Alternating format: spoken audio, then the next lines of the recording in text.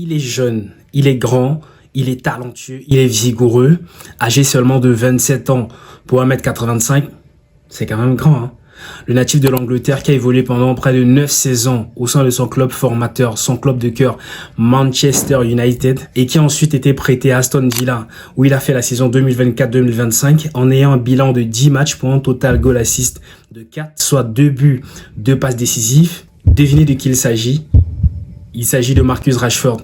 Il a donc décidé de faire du Barça sa destination actuelle et il va nous rejoindre cette saison. Maintenant qu'il a décidé de faire du Barça sa nouvelle destination, est-ce qu'il aura le même bilan qu'avec les Villains? Est-ce qu'il aura le même football qu'avec les Villains?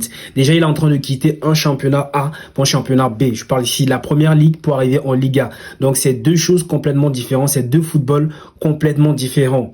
Maintenant, moi, je pense que personnellement, le coach pourra faire de lui un joueur qui va passer un autre cap. Jusqu'ici, est-ce que vous me suivez? Je vais donner mon avis. Moi, personnellement, je pense que Marcus Rashford, il a les qualités athlétiques, les qualités techniques et il a aussi cette envie-là de jouer pour le club. Ça, c'est un argument très, très important de voir un joueur qui a envie de mouiller le maillot pour un effectif. Ça veut dire que il est prêt à tout donner pour briller sur la scène internationale. Maintenant, ça va donner aussi des possibilités au coach de pouvoir tourner son effectif. Ça va donner plusieurs choix sur le front de l'attaque parce que Rashford, n'oubliez pas qu'il peut jouer en neuf, il peut jouer en ailier gauche, il peut jouer en ailier droit en même temps. Donc ça va permettre à ce que le coach puisse avoir un turnover au niveau de son attaque.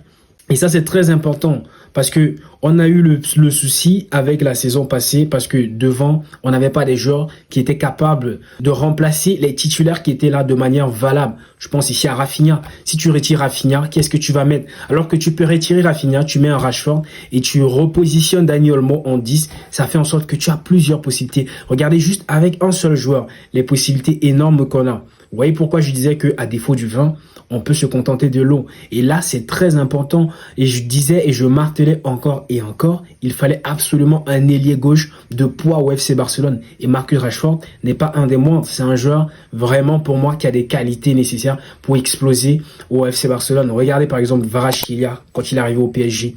C'est typiquement le même genre de joueur. Je pense que s'il suit correctement les consignes du coach, peut devenir un joueur d'exception. Il a les qualités athlétiques comme Kylian Mbappé. Il a une très bonne finition. Techniquement, pour moi, c'est légèrement au-dessus de Rafinha. Et en termes de finition, il sait tirer les coups francs. Il tire du gauche, il tire du droite, il marque de la tête. Donc, c'est un attaquant complet.